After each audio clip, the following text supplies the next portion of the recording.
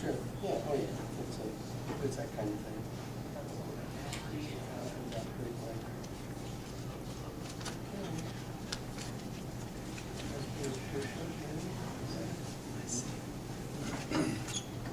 Okay.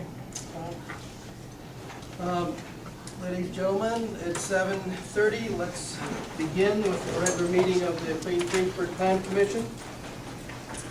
Call us to order by beginning with the Pledge of Allegiance. Pledge allegiance to the flag of the United States of America and to the republic for which it stands, one nation, under God, indivisible, with liberty and justice for all.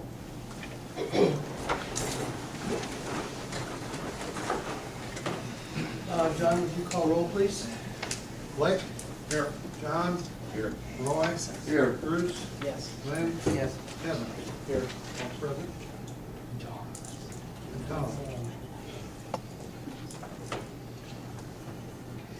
Tom?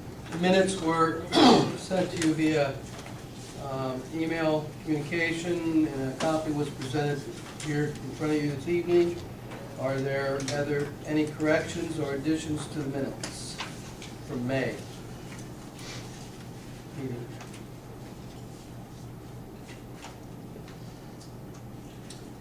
Hearing none, would accept a motion to approve as submitted. So moved. All in favor, say aye. Aye. Thank you. Accepted.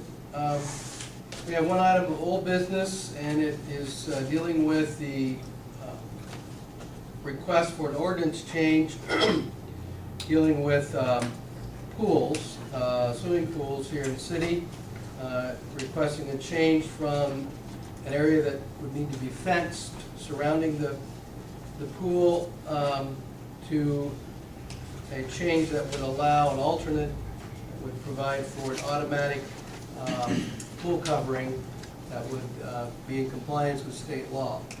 So, Mr. Hamplin, you're here. That was the presentation last time. You want to add anything further to that? Not really. I've got Matt Miller here with me to answer any questions you might have. He's done a lot of automatic pool covers without fencing in various counties. He's from Columbus. And you made our argument. Our argument is that we would like to see you amend the ordinance to allow an automatic pool cover in lieu of the fencing.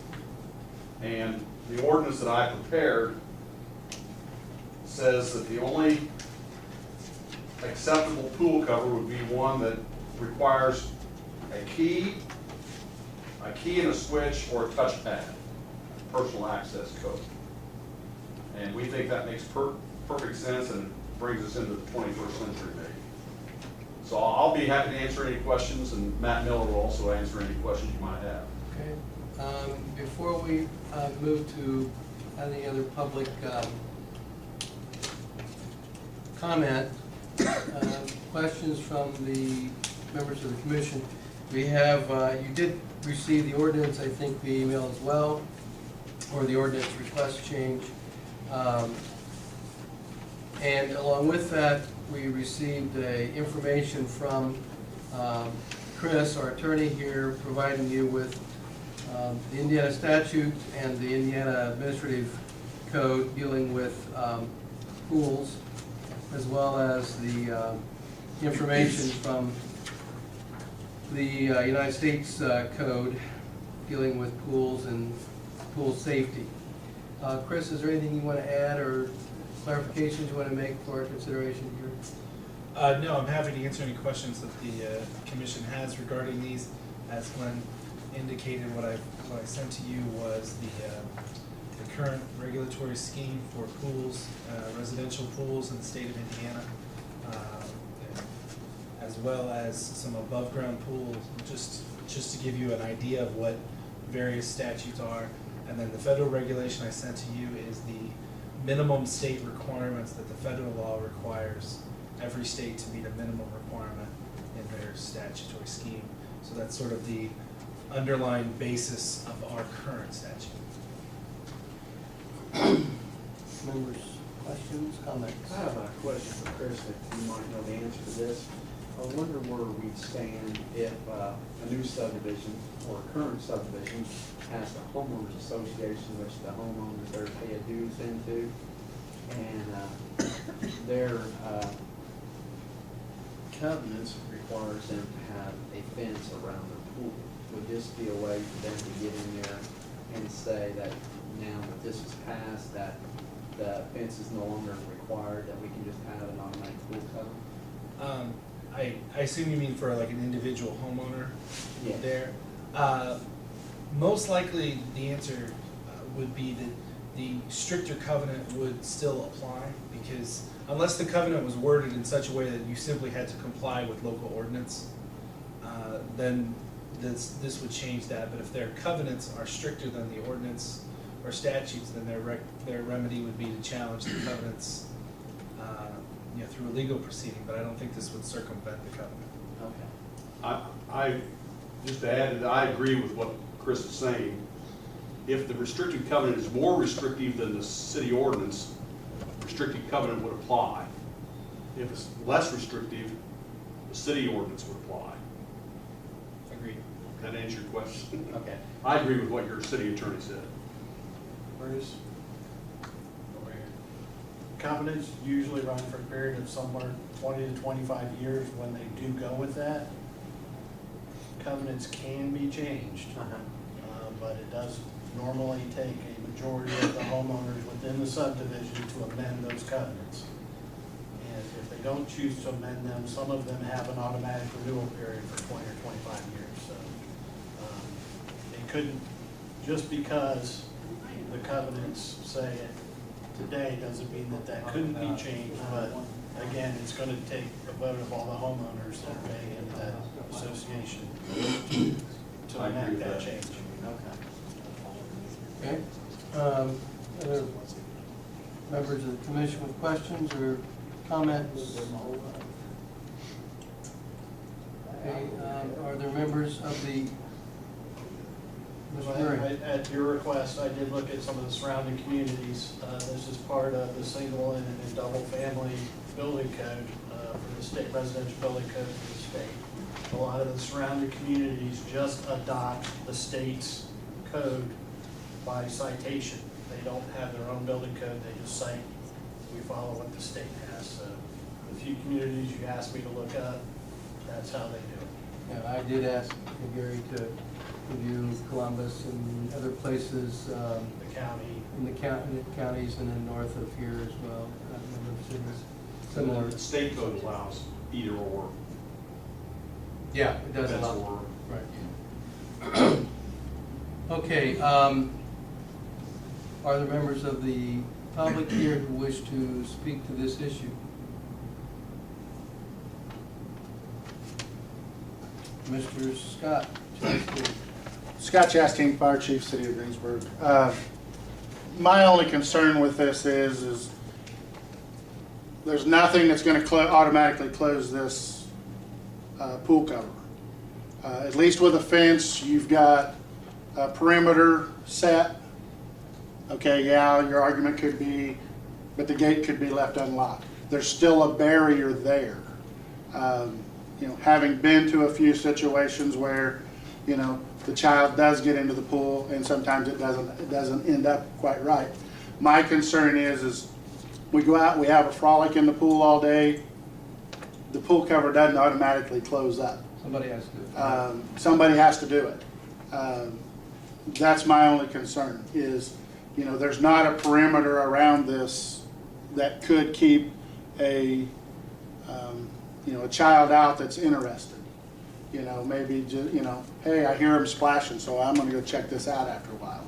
That's my only concern. I understand that the state law has this. The state law is normally a minimum requirement. Okay. I say we're above that minimum, and I'd like to stay there. All right, Bruce? I have one more question for the gentleman here. When treating a pool and adding your chemicals, most pools require that they be left uncovered. You don't close your solar blanket for 24 hours. Is this solar blanket is an exception to that, where that pool will be left open as well, and responsibility left on the homeowner as well? Yes, it is. Most of the time when people have an automatic pool cover, they don't use necessarily liquid chlorine or something that required the gas off. They would use a different type of an oxidizer that can be closed immediately. And so that's not as much of an issue when you have an automatic pool cover as a solar cover or whatever other type of cover you're speaking of. That is something that when these were developed 10, 20 years ago, they also developed the chemicals, so it wouldn't have to be that way. So as you're treating it, you can close it. You Yeah. don't have to worry about it being open. That is Someone's correct. Draining off into it. Yeah. Okay. The most important thing with that would be like a liquid shock or something like that because of the gases. And so if you go to like a granular oxidizer, it takes away having to leave it open like that. And that's what I would say 90% of the customers that have the automatic pool covers treat their pools with for that reason. Thank you. All right, John or Tom, questions? I think one comment I would make is, I did talk to a couple of people about this that do have in-ground pools with covers on it. And we are trying to encourage some higher level homes being built in our community. And neither of these gentlemen I spoke to would have built the pool if they had that fence around it. So, I think if we are going to encourage higher level subdivisions, we have to take a look at that. Kevin, Mike? Yes, sir. There are subdivisions that require an automatic pool cover and no fencing. Obviously not here, but we have built in subdivisions higher, like we were speaking of, the more expensive subdivisions that have required that. And the subdivisions that require fencing in Greensburg, we're following The law. city Right. ordinance. Right, exactly. Okay, well, gentlemen, what our responsibility here is basically to serve as a committee of the city council in this respect, because what we do here tonight will be a recommendation. If it should go forward to the city council, it will be then further reviewed at the city council level for a decision with regard to even changing the ordinance. But tonight is, the request is for our consideration, and so I lay it before you. For what is the will of the commission to recommend a change to city council, or recommend that this go on further to city council, and in doing so, I think we're giving a nod that of yes, we're okay with it. Maybe you should put it that way. If we obviously turn it down, that doesn't preclude it being taken to the city council further yet. I don't believe. I think it's still possible. But this is the normal progression, and a good progression of for this body to review first. So, what's your will? I make a motion that we approve, that we recommend to city council that they approve either the ordinance Mr. Hamilton's provided or one similar. Something that would make an adjustment more in Yes. keeping with the state. Yes. Is there a second? I'll second. Tom seconds it. So we have a motion to move this forward. A yes vote says it will go forward, a no vote would be your disapproval. So I would ask for a roll call vote, please. Blake? Yes. John? Yes. Roy? Yes. Bruce? Yes. Lynn? Yes. Kevin? I guess I'll be the one saying no. No. Kevin Mills, Tom? Yes.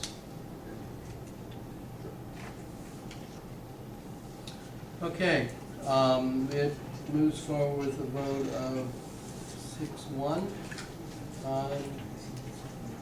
Well, next steps, our attorney will move it forward with city council, and I'm sure there'll be communication as to how, when that's gonna proceed. Okay? Yes, sir. Thank you, gentlemen. Thank you. Next item on the agenda is a rezoning request for 401 East 5th Street. And are there petitioners here for that request? Please step forward. Give us your name and what you're asking for and what you want us to do. My name is Rebecca Bowman, and the house at 401 East 5th Street is currently empty, and we're asking for it to be rezoned. I want to turn it into an office building. If you might want to describe where the location, I'm at, maybe. The all of this location is on Lincoln Street, and it is the house that sits between the beverage house and Cornerstone Bakery, right on the corner of 5th and Lincoln, Yes. directly across from Lincoln Road. Everybody, you may have already driven by there when you saw the address, but I just wanted to be, kind of have it clear for the record here where it was. Members of the commission, do you have questions or concerns that you want to ask Mrs. Bowman here? The only question I would have is on parking. How many parking spaces are you gonna I will have, there will be, on the side of the house, there's an unattached garage.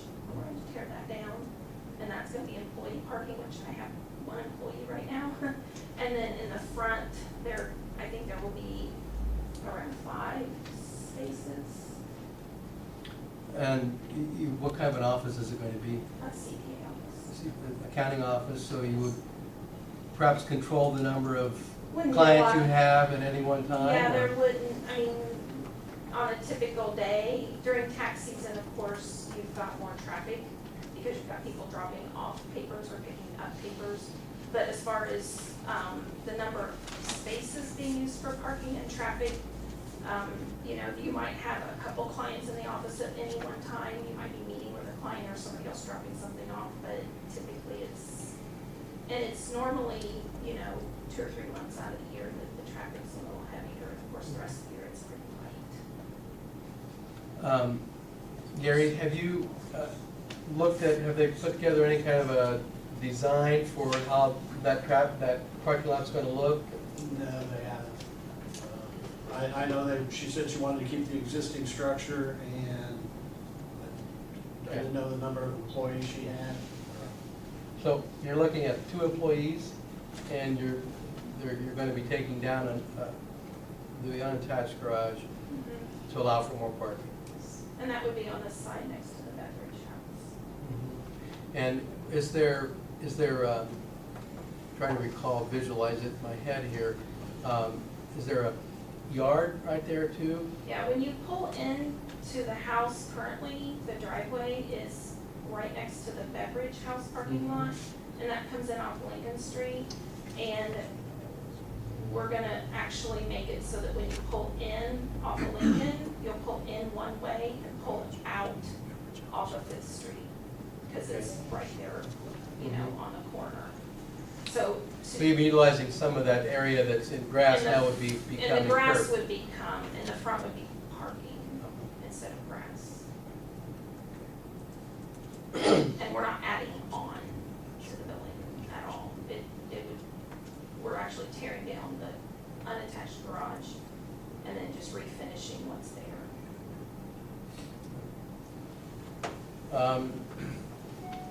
All around it is B2, and this request is for B2 as well, is it not? Okay. Are there other questions or concerns?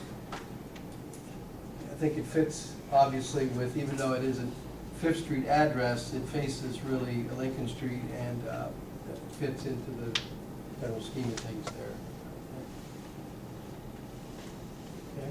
Yes, Bruce? On the south side of your building there, on your drive toward the beverage house, there's like a cement box and a bunch of trees and all that stuff. Would that be removed for good visibility for the traffic coming from the south? Yeah. There's a small building there that would definitely be removed.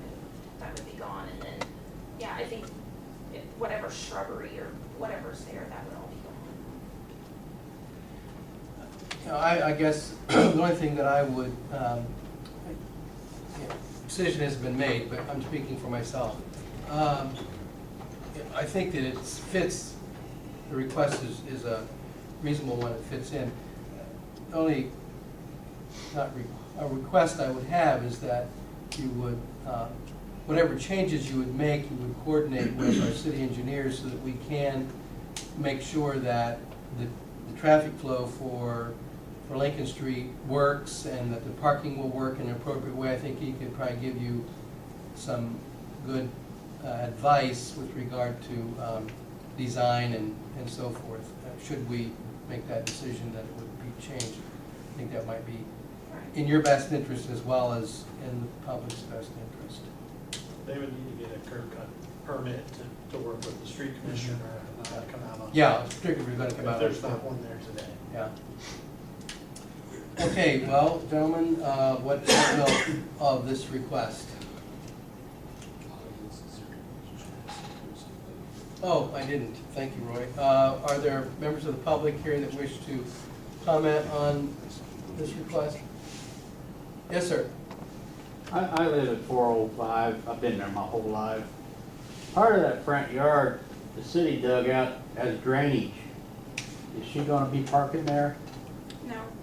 I've had contractors in to look at it, and the existing blacktop that is there is gonna have to be taken out because the water drainage wants to go towards the house, so we need to make it so that it drains towards the storm drain. There is a storm drain right there at the corner of 5th and Lincoln. So I've had contractors who deal with this and look at that and assess the parking, and, you know, they're gonna have to do some Grading. leveling and make sure that drains properly to the storm drain. Well, another thing, there's a curb coming around, this is at an intersection. I think the city was supposed to paint that yellow. They never done it. And are you planning on parking on 5th Street? The parking will be in the front of the building. Well, traffic's heavy out there. I've already lost a mirror off my car. Yeah. And you say you're gonna get rid of the shed next to the liquor store Mhm. and the garage, that big bush? Okay. Sir, I apologize. Could I please have your name for the record, sir? Your name, please, for the record? I'm Dennis Miller. Thank you, sir. I'm 405. I've been there my whole life. Okay, any other questions? You gonna go inside the place and remodel it? I saw it a few years ago at a house, at a garage sale. There's extensive damage inside that place. I've had people who work in construction look at it and assess the structure of the house. The structure of the house is fine, but of course to turn it into office space, there definitely needs to be some changes made. Sure. Well, I seen the plaster was all off the wall. It didn't even have a toilet. Well, sir, that's going to be your problem. We're only Okay. looking at how I was just public worried about it spaces. deteriorating. Yeah, I understand. I understand, but that, again, that's going to be. Okay, All right. thank you. All right, what's the will of the commission? I'll make a motion that we approve the rezoning request. From R2 to B2, I B2? believe you said it was. Yeah, Second. Mike has seconded. All in favor, say aye. Aye. All opposed? Passed unanimously. Okay, you're good to go. Again, I would encourage you to make sure that you coordinate the traffic and everything with the city. Thank you. Okay, thanks. Good luck with your business. Yeah. Next item is a Redevelopment Commission Resolution. Again, you were sent the resolution via email. I trust you had a chance to look at it and printed it off. Again, what this, as I understand it, to be corrected, is that we would make a recommendation, we were making a recommendation to the city council. This does need to go to the city council for approval, correct? Correct, yes, and just so to let everyone know sort of what this is and where this stands, anytime a TIF area or an economic redevelopment area wishes to amend their project list, they need to go through the same process as if they were establishing a new one. So what this ordinance, or what this resolution is the current TIF board is seeking to amend their project list, and Mr. Dornick will be able to expand on that more. But to go through the normal process, there has to be a public hearing, which has already been, or there has to be a public hearing that will be held after this has gone first through this body to determine if what they are trying to amend to do is consistent with a comprehensive plan for the city of Greensburg. And then it will need to go in front of the council for approval to proceed with the amendment and public hearings. So that's the process. Mr. Dornick, you have the floor. Thank you. Does everybody have a copy of the resolution? The original project for the TIF group was done 15, 20 years ago, and we've reviewed that. Almost everything that was on that original list has been accomplished. When the original list was done, as was the current list, we prioritized it as to what we wanted to be done first, et cetera, and how money stood on it. So what we've done is we've had a steering committee that worked on putting together the new list. We've gotten that approved, voted on within our group. And so now we come to the resolution part of it. And as Chris alluded to, we made the resolution. In that resolution, you'll see the breakdown of the finances involved there and where we're going with it.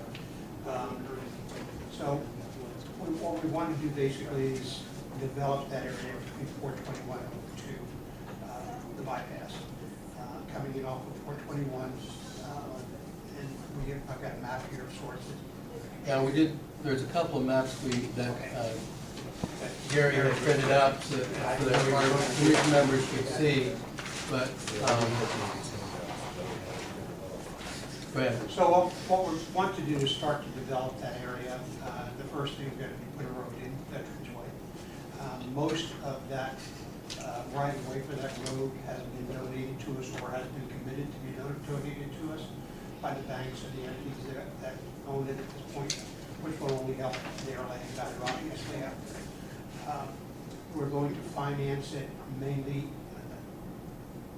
the initial phases of it, we're going to finance on our own. We're probably not going to go to INDOT. INDOT right now is not open to taking any more bids at this point. They've cut off all funding right now. So our reasoning is that we're going to finance it ourselves.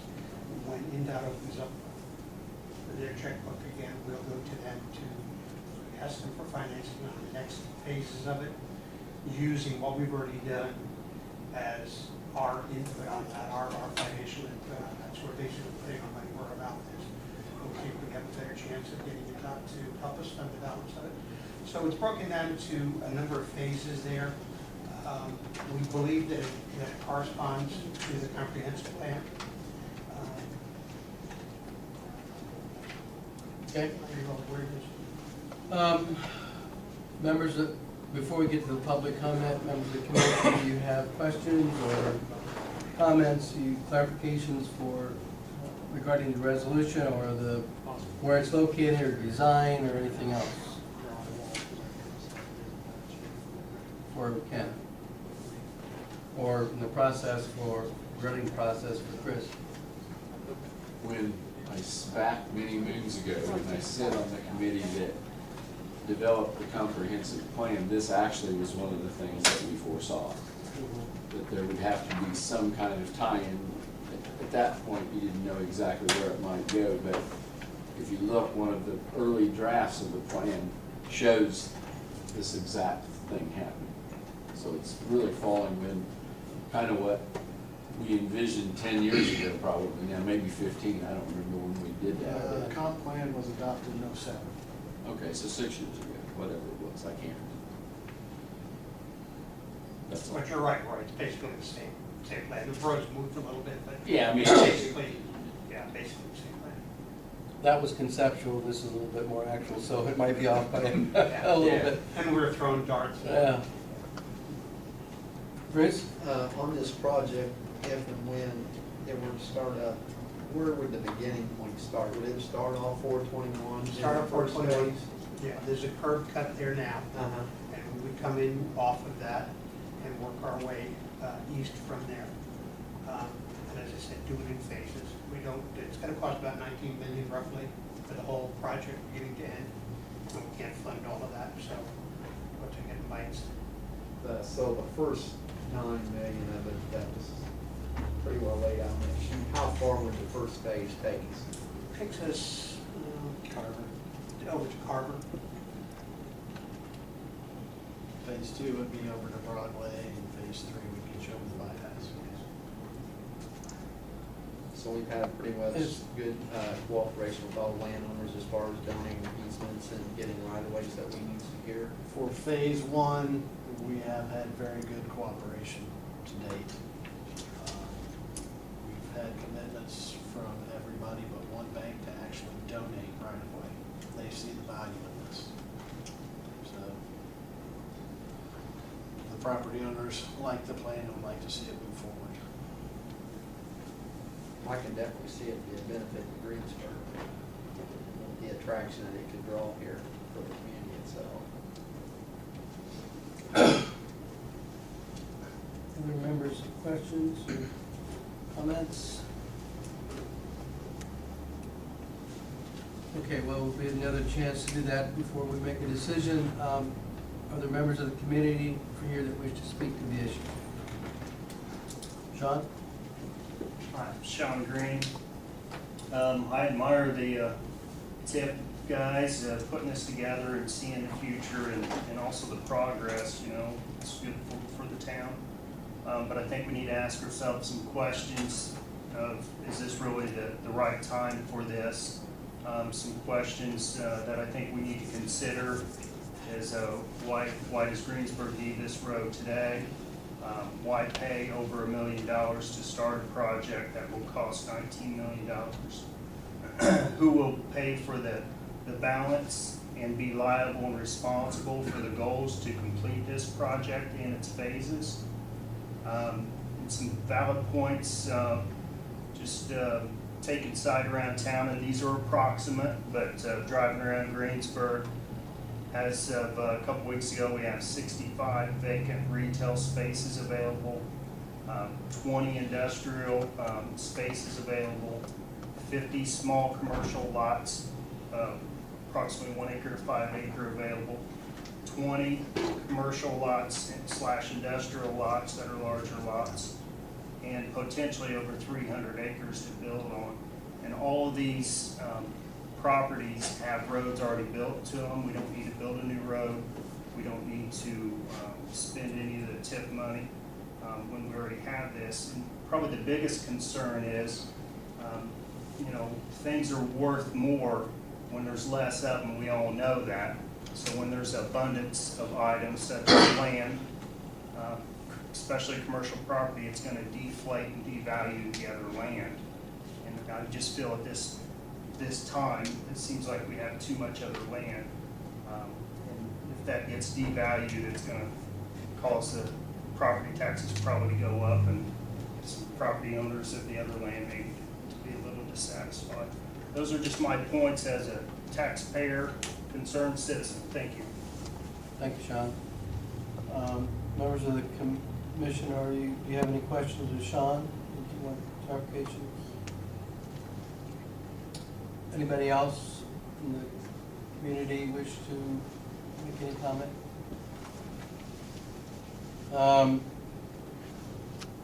Good questions, good points. Thank you for bringing that to our attention.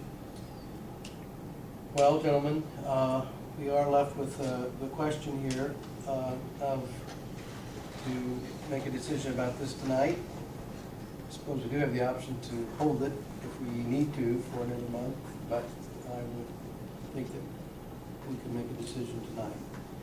Again, this will not be the final decision. It will have to go forward to the council and for a public hearing and all that before any final decision is made. This is the first step in several steps, but it's a necessary step.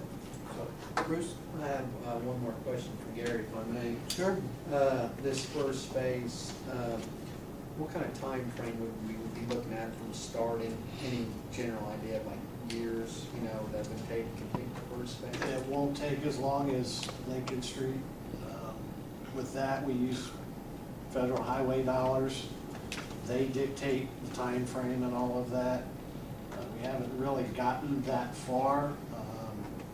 The TIF committee has given me the authority to write a request for proposal to, not request for proposal, request for qualification, so we can start interviewing firms to design this.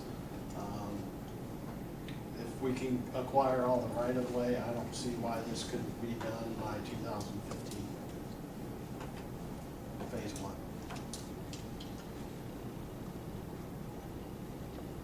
Again, there's some questions about dollars and cents that come to mind, but I think that's really another level of scrutiny. Our primary obligation, I think, is that as Plan Commission, does this fit into the scheme that we have for a comprehensive plan?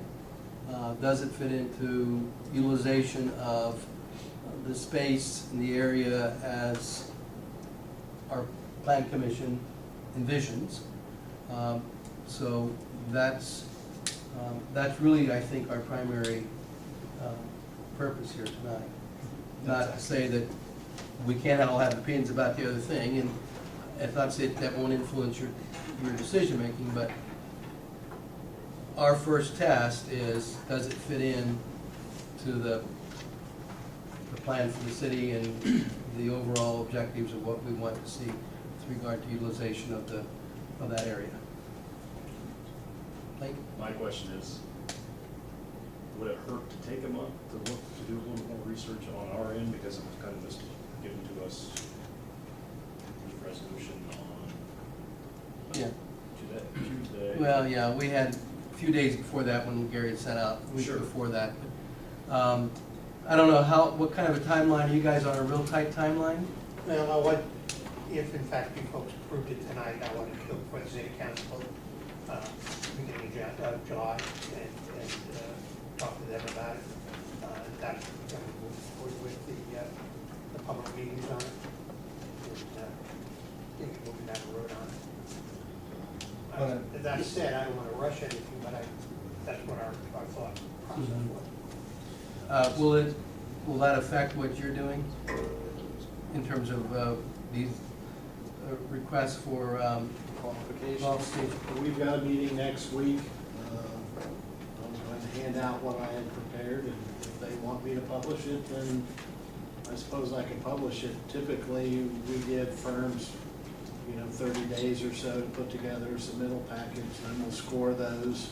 And from the interest that I've gotten in the engineering community, I'm sure we're going to get 25 or 30 submittals that we're going to have to go through and score and create a short list and do interviews before we get anything done. And that will take a couple months, but that's assuming they give me the go-ahead next Wednesday. So. Okay, well, good question. Put it to the rest of the members here. Would you? It has, obviously this is a long time coming. They would like to move forward with it, but I don't know that there's a critical deadline that we have to meet. So I think it's important for us to do our due diligence, but that's really for the council or the members to determine whether you need more time or not. I will say simply from the legal perspective, this won't move to a public hearing until this body has done something. So the populace in general won't have an opportunity to have their opinions and voices heard the way Mr. Green did here tonight, really until those public hearings. So, Again, we won't make it happen or not make it happen by what, if we say move it tonight. It's still got a lot more to go through. John?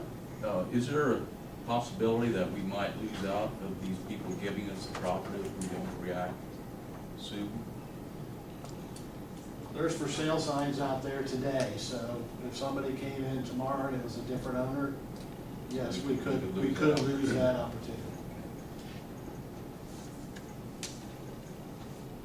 Tom? Question? Comment? Right?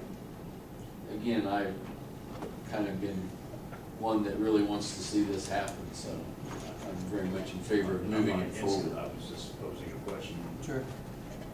Kevin? Questions? Bruce? Comment? Well, we'll call the question, gentlemen.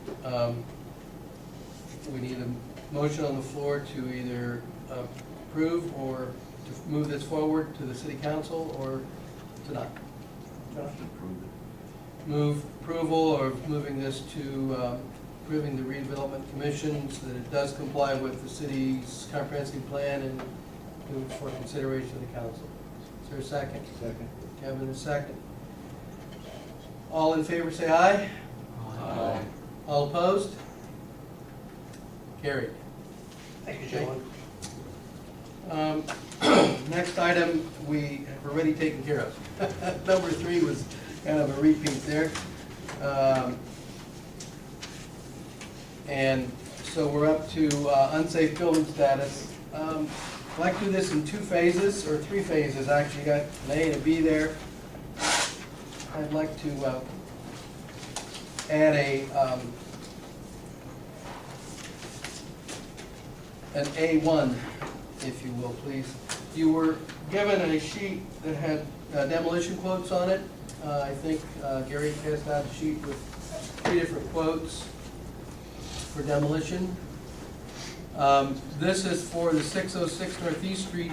Chris, if you will bring, that's on our list here of unsafe buildings, so I'd like to take care of that first.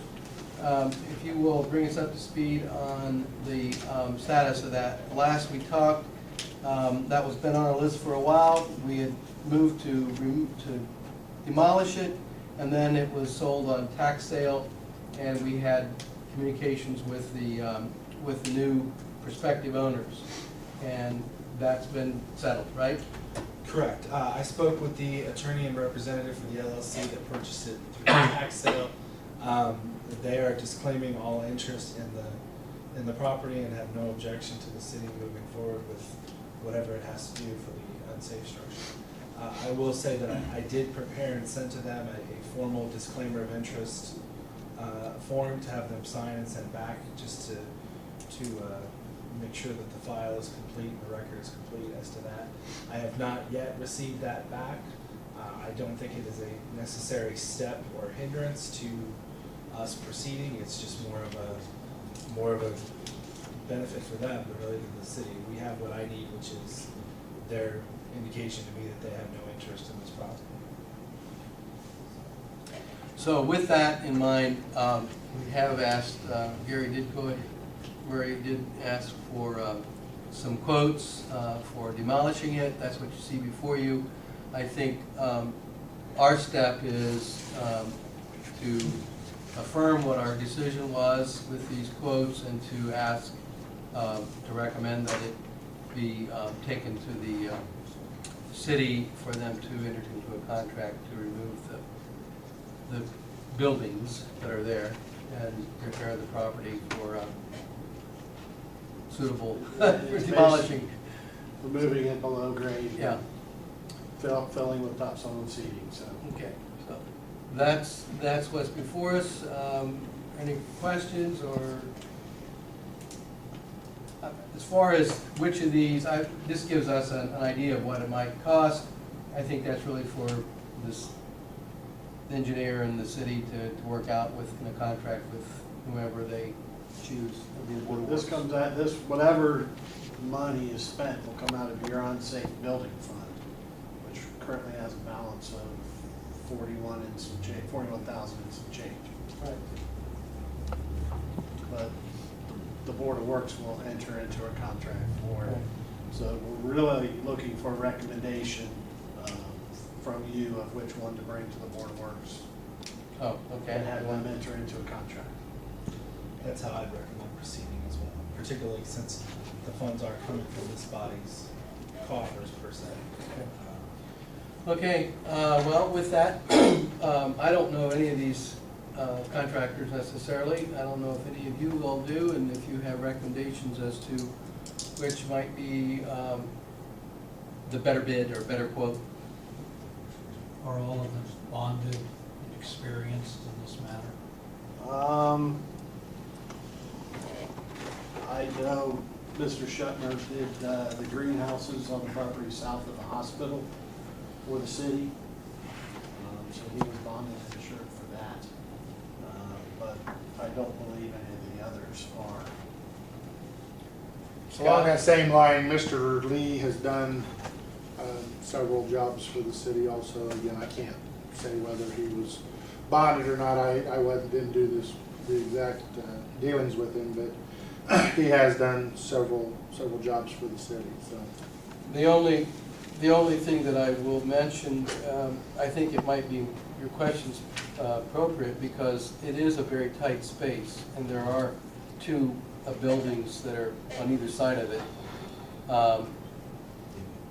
And I would think that we would want to have, that the city would want to make sure that there is bonding and insurance there for any other damages. Well, Mr. Lee also did the Taylor Building and the reconstruction for the Plan Commission on South Franklin. And he's also done some remodeling here at City Hall, so. Yeah, I don't have anything with any of them. I just think whatever we decide, whatever one we go with, we would want to make sure that that is Yeah, we'll in make place. they're I think that's insured that they're not the causing damage. consensus here from what I'm seeing with heads nodding. All right, is there a recommended one then, gentlemen? That we recommend, I would recommend that we go with the least expensive. the lowest bid, or lowest quote? Lowest quote would be my feeling on it. I mean, we have a limited amount of funds. Exactly. I see no compelling argument to go with someone that's the more expensive.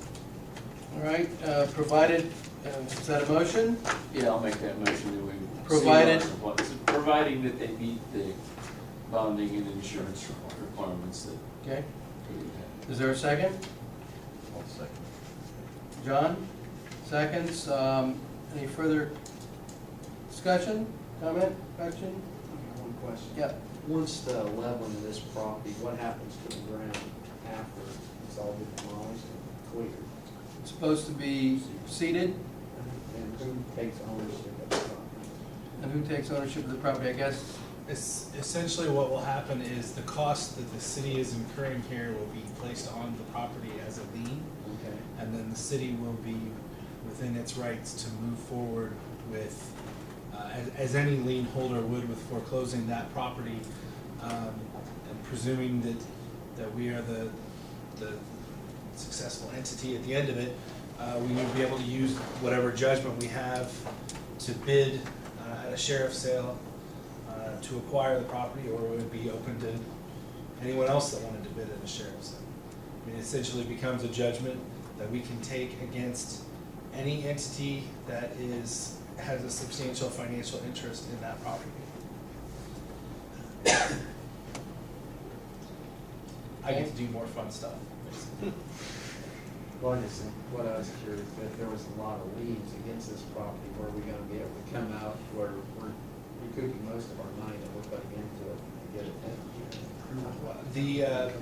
The current status of it, as far as as of the last title work I saw, the tax liens were subsumed by the tax sale, who has disclaimed their interest in that and the property. Again, if they don't formally disclaim their interest, then we'll name them too. And so the only other lien was an old mortgage that we named in the process as well, which they could assert a property right at that point, but they are still jointly and severally liable as a substantial financial interest holder. So essentially at that point, if they show up to play, we say, great, Where's our money? Here's the bill. Okay, other questions? Call the question, I'd like to do this just quickly, I don't think there's any lot of dissension here. All in favor of Roy's motion to submit the lower bid, provided they meet conditions of bonding and insurance, say aye. Opposed? That motion's carried. All right, now let's turn to the unsafe building letter list. And the last time, Kevin, you had asked for further delineation of some things.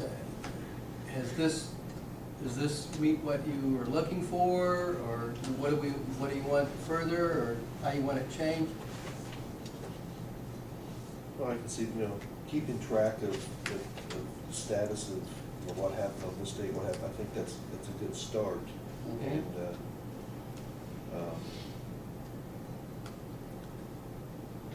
I guess it'd be nice as for this commission, if, like the letters that were sent, they were presented to us, so that we could just have an idea of the verbiage that was in those letters that were sent.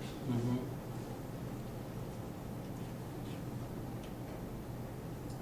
That would be good.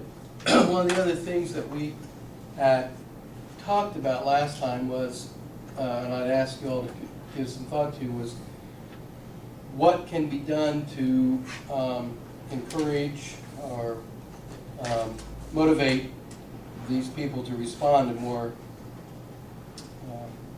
forthrightly to these letters and to our concerns. Have you got any thoughts?